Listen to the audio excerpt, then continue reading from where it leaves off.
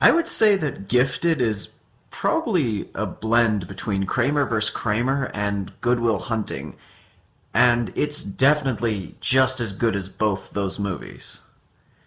Frank Adler is a man living a low-key life repairing boats in Florida while he raises Mary, his niece.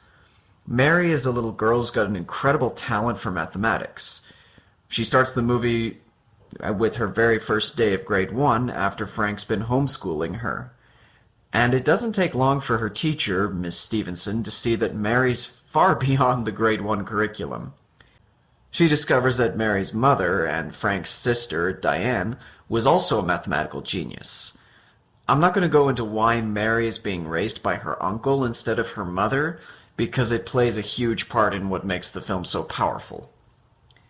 Pressure mounts on Frank to take Mary out of regular schooling and send her to a school for gifted children, but he's adamant that he wants Mary to live a normal life.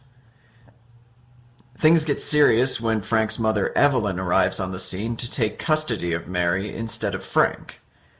Evelyn wants Mary to have every opportunity to make a name for herself in the academic world, while Frank insists that Diane wanted Mary to have a normal life.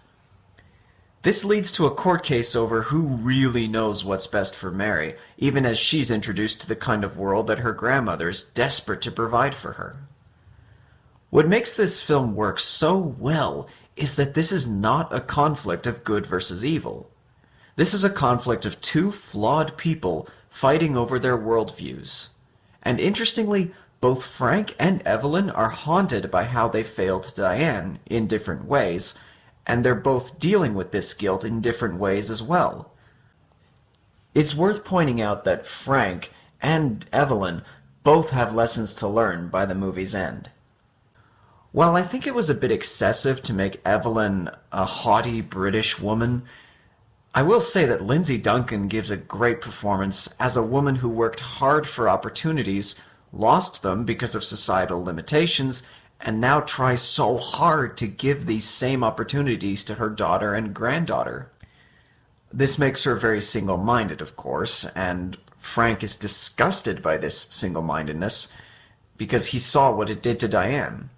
But the problem with Frank is that he's so completely distrustful of anyone who suggests a higher learning for Mary precisely because of Evelyn.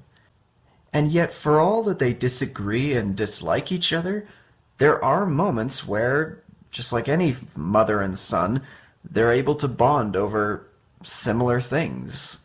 It's not a case of them absolutely hating each other and refusing to even have a civil word with each other. The movie handles their relationship with all the complexity that it deserves. And this is another aspect that makes the film work so well: the acting. I can safely say this movie features the best performance I've ever seen Chris Evans give. We also get Jenny Slate as Miss Stevenson, and she ends up helping to bring about the funniest scene in the whole movie. And don't worry, I will not reveal it here. As I said before, Lindsay Duncan is also very good, and while I wish that Octavia Spencer had gotten more to do, she was still amazing in the role that she got, as Mary's neighbor and fellow guardian. But by far the best part of this movie is McKenna Grace as Mary.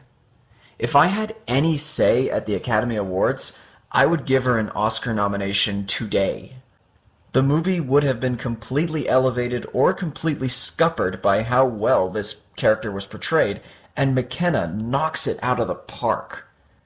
She conveys all the many emotions that are required of her in a genuine way. She provides us with a character who's a genius, but is still at heart a little girl.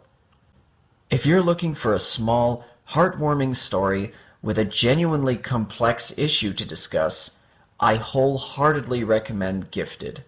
I dare say it's one of the best films of 2017 so far, and I bet it will still retain that title when the year is done.